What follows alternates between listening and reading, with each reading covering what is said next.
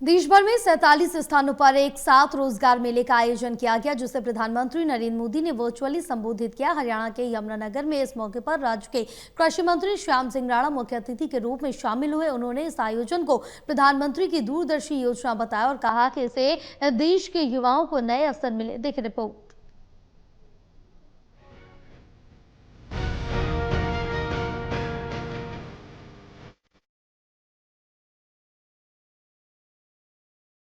देश भर में 47 स्थानों पर एक साथ रोजगार मेले का आयोजन किया गया, जिसे प्रधानमंत्री नरेंद्र मोदी ने वर्चुअली संबोधित किया।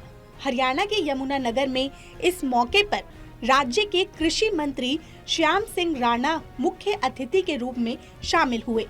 यमुनानगर में आयोजित रोजगार मेले में कृषि मंत्री श्याम सिंह राणा ने कहा कि इस योजना के तहत 52,000 से ज्यादा युवाओं को रोजगार मिला है, जो देश के विकास में सबसे बड़ी उपलब्धि है। बिहार के युवाओं को अधिक नौकरियां मिलने पर विपक्ष के आरोपों पर मंत्री ने दो टूक जवाब दिया कि रोजगार उन्हीं को मिला है जो योग्य हैं। इंटेलिजेंट बच्चे किसी भी राज्य के हो सकते हैं। उन्होंने कहा कि हरियाणा में शुरू किया गया बिना पर्ची बिना खर्ची वाला सिस्टम अब पूरे देश में लागू किया जा रहा है। आज माननीय प्रधानमंत्री जी की तरफ से 47 जगह ये रोजगार मेला था। इसमें 51,256 नियुक्ति पत्र दिए गए। मैं समझता हूँ ये सबसे अच्छा काम था जो आज हुआ, क्योंकि बेरोजगारी दूर हुई आज काफ़ी संख्या के अंदर। इससे देश की सेवा के लिए बच्चों को जो मौका मिला, बिना खर्ची बिना पर्ची बिना सिफारिश के बिना किसी पैसे के, ये निष्पक्ष एक रोजगार है जो माननीय खट्टर जी ने प्रदेश के अंदर चलाया था। आज वो सारे देश में उसकी मान्यता हुई है। मैं समझता हूँ भाई देश के लिए सबसे बड़ा फायदा हुआ जी। कृषि मंत्री ने कांवड़ यात्रा और प्रदेश की कानून व्यवस्था को लेकर भी प्रतिक्रिया दी। उन्होंने कहा कि कांवड़ियों की सुरक्षा के लिए पुख्ता इंतजाम किए गए हैं। प्रदेश में कानून व्यवस्था पूरी तरह ठीक है और कोई भी दोषी बख्शा नहीं जाएगा।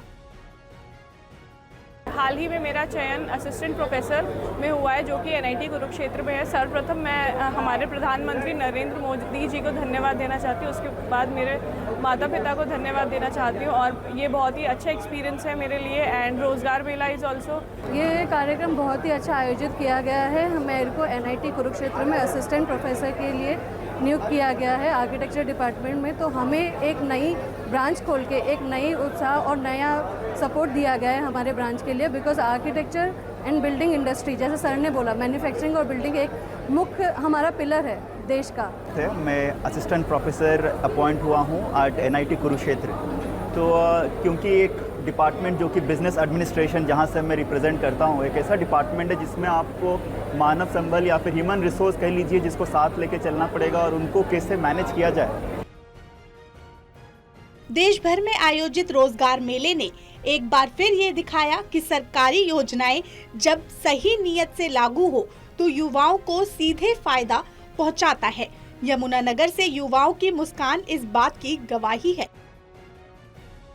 यमुनानगर से टोटल टीवी न्यूज़ के लिए राहुल शहजवानी की रिपोर्ट।